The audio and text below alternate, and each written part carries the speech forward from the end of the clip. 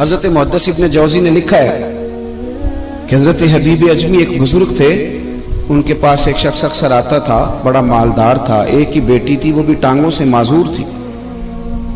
تو آپ اکثر اس کو کہتے کہ تو توبہ کر، اللہ کی بارگاہ میں رجوع کر۔ ایک وقت ایسا آتا ہے کہ پھر انسان کا جب کوئی اپنا نہیں رہتا پھر اسے مصلی یاد آتا ہے، لیکن اگر مصلی کی عادت بچپن سے پڑ جائے نا تو پھر ذرا آسان ہوتا ہے اللہ سے دل لگانا۔ وہ اکثر آپ اس کو کہتے کہ ٹھیک ہو جائے کہ تو بیٹی ہے، وہ بھی بیچاری معذور ہے، تو کہاں دولت لے جائے۔ آج کرتا ہوں، ہم تاریخیں دیتے رہتے ہیں نا اللہ تعالیٰ کو معاذ اللہ کہ رمضان سے میں نے نیک ہو جانا ہے، عمرہ کر کے آؤں گا تو پھر میں پکا نمازی ہوں۔ خدا کے بندو، کس نے تجھے بتایا کہ رمضان تک تو زندہ رہے گا؟ کس نے خبر کی کہ عمرہ کرنے تک تو بچے گا؟ حضرت حبیب اجمی اس کو کہتے تو کہتا بڑی جلدی ٹھیک ہو جاؤں گا۔ ایک دن سویرے سویرے توبہ کرنے آ گیا۔ آپ نے فرمایا کیا ہوا؟ تو کہنے لگا حضرت جی کل ایک 15 سال کا نوجوان ملا ہے اور مجھے توبہ کرا گیا۔ مزہ ہی اس عمر میں اللہ اللہ کرنے کا، نبی کریم سے محبت بھی کرنی ہو تو یہی عمر ہے۔ عشق لگا سی کھیڈاں کھیڈ دی نوں تے پھر مینوں کھیڈاں بھول گئیاں، کجل پایا سی میں یار دے ویکھنے نوں، پھر او دی یاد وچ روندیاں ہی ڈل گئیاں۔ حیدر شاہ اس گلی کدے نہ رولدی پر ہن تے رولدی رول گئیاں۔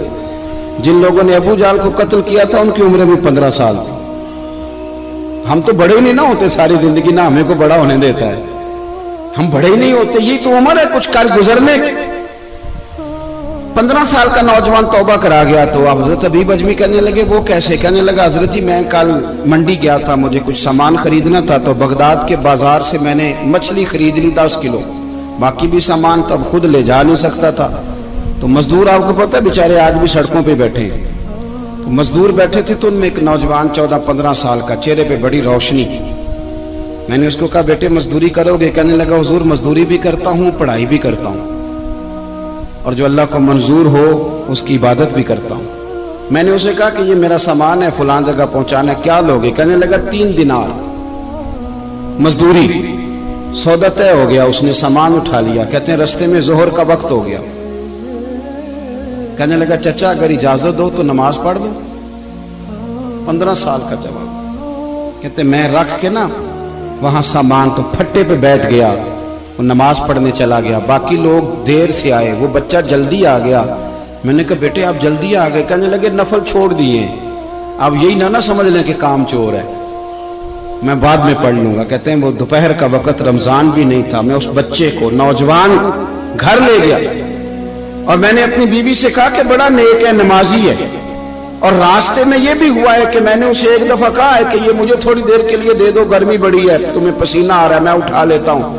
کہنے لگا نہیں چچا میں رزق حلال کھاتا ہوں، اگر آپ اٹھائیں گے تو میں 3 دینار مزدوری پوری نہیں لوں گا، پھر پیسے کم کروں گا، میں نے طے کیا ہے کہ اٹھاؤں گا۔ تو کہتے ہیں میں نے اپنی بیوی کو بتایا تو بڑی متاثر ہوئی، کہنے لگی دوپہر کا کھانا پک گیا، اسے کو روٹی کھا لے، رمضان بھی نہیں تھا۔ کہتے میں باہر نکلا، اس کو 3 دینار تھمائے، تو میں نے کہا بیٹے ایک بات میری مانو گے؟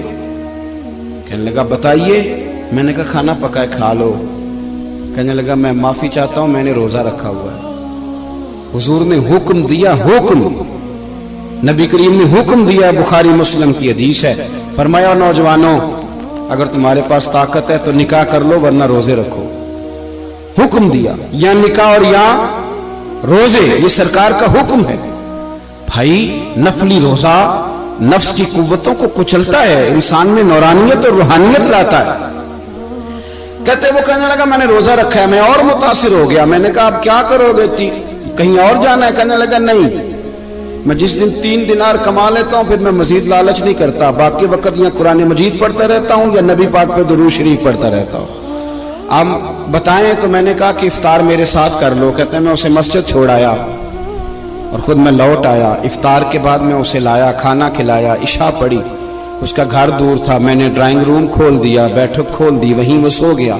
میری 20 سال کی معذور بچی کبھی چل نہیں سکتی تھی، کوئی طبیب کوئی حکیم میں نے چھوڑا نہیں تھا اس کو دکھایا نہ ہو۔ ایک ہی بیٹی، وہ بھی معذور پیدائشی، اس کے کمرے میں گئے، میاں بیوی اسے کھانا کھلا اور بتایا بیٹے ایک نوجوان ہے، بڑا نیک ہے، ہمارے گھر میں آج بڑا پرہیزگار۔ پتہ ہے حضور نے کیا فرمایا؟ نبی کریم فرماتے ہیں جب نوجوان اٹھ کے تہجد پڑھتا ہے نا، نوجوان تو اللہ فرشتوں کے سامنے اس نوجوان پر فخر فرماتا ہے. اللہ فخر کرتا ہے کہ عمر دیکھو دیکھو یہ میری بارگاہ. اللہ فخر کرتا ہے, اللہ یعنی خدا خود میرے مجلس بود, اللہ فخر کرتا ہے. اب سوچے, تو ہم نے اپنی بیٹی کو بتایا کہ نوجوان اور بڑا نیک ہے, تو کہتے ہیں وہ کھانا کھلا کے ہم واپس آ گئے. آدھی رات کا وقت ہوا تو دروازے پہ دستک ہوئی. بچی اپنے کمرے میں سو رہی تھی, ہم اپنے کمرے میں, وہ بیٹھک میں.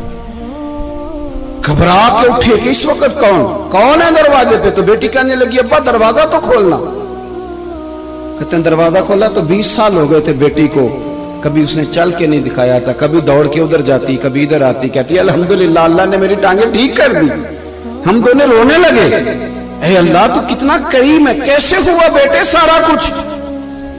بیٹی کہنے لگی ابا آپ نے کہا تھا نا کہ نیک نوجوان آیا ہے, تو میرے دل میں خیال آیا اللہ اگر واقعی نیک ہے تو اس کے صدقے مجھے شفا ہی دے دے. یا ایھا الذین آمنوا اتقوا اللہ وابتغوا الیہ الوسیلہ. تو کہنے لگی ابھی میری دعا بھی پوری نہیں ہوئی تو رب کریم نے فضل کیا ہے اور مجھے شفا عطا کر دی. کہتے ہم دوڑ کے اس کے کمرے میں گئے, اور جب ہم نے ہاتھ رکھا تو دروازہ پہلے سے کھلا تھا, ایک خط چھوڑ گیا تھا. آج کل کے پیر کی کرامت ہوتی تو فیس بک پہ دے دیتا, باقیوں کو بھی ذرا بھول پتہ چلے.